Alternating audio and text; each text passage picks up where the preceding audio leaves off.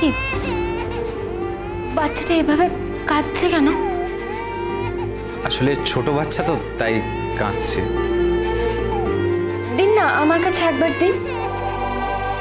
আপনি কি করে নেবেন? আপনি তো নিজেই সুস্থ নন। আমি অতটাও অসুস্থ নই, আপনি দিতে পারেন আমাকে।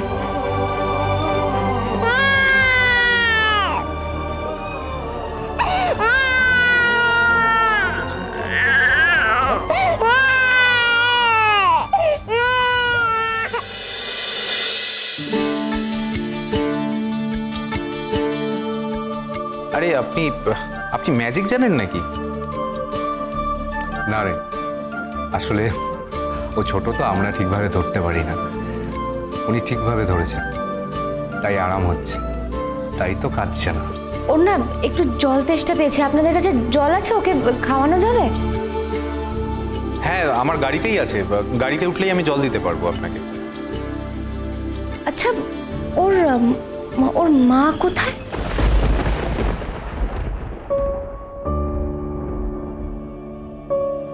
নেই। নেই মানে? নেই মানে নেই। আসলে আমি ঠিকভাবে ওকে ম্যানেজ করতে পারি না, তাই তো আমি বিদেশ থেকে এসেছি ওকে বাড়িতে রেখে যাবো বলে। আমার বাড়িতে অনেক আত্মীয় স্বজন আছে, আপনি আসুন। বাবুজি, তাহলে আমরা চলে যাব তো? সঞ্জয়, ওনার নাম্বারটা নিয়ে রাখুন। হ্যাঁ, আপনারা আপাতত যেতে পারেন। আপনাদের গাড়ির নাম্বারটা আমরা নোট ডাউন করে রেখেছি, কিন্তু আপনার ফোন নাম্বারটা একটু দিয়ে যান। বাবু, আমরা কোনো অন্যায় করিনি, আমরা খেটে খা গরিব মানুষ। আপনি দয়া করে এনাকে জিজ্ঞাসা করুন। হ্যাঁ বলছি, ওনাদের সত্যি কোনো দোষ নেই, ওনারা কিচ্ছু জানেও না। আপনি ওনাদেরকে যেতে দিন। আচ্ছা, আপনার এখন কিছু মনে পড়ছে, মানে কোথা থেকে এসেছেন?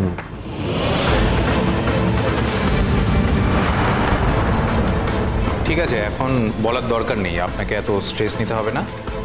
আপনি গাড়িতে উঠুন, আর আপনারা যান।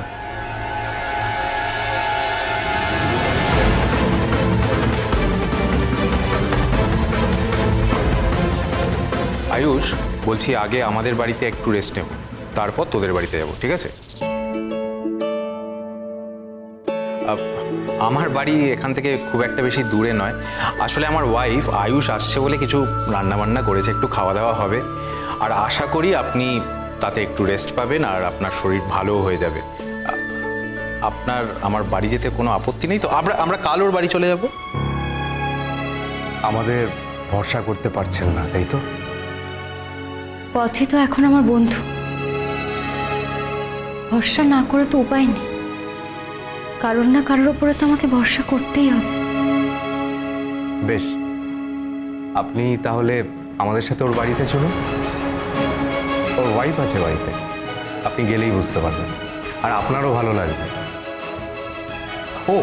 ওর ওয়াইফ কিন্তু খুব ভালো মেয়ে, আর খুব ভালো রান্নাও করে।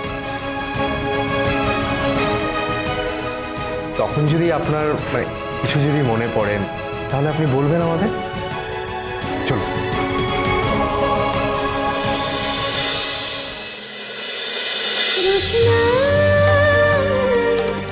রোশনাই সোম থেকে রবি প্রতিদিন রাত 10টায় স্টার জলসায় ও জিও হটস্টারে।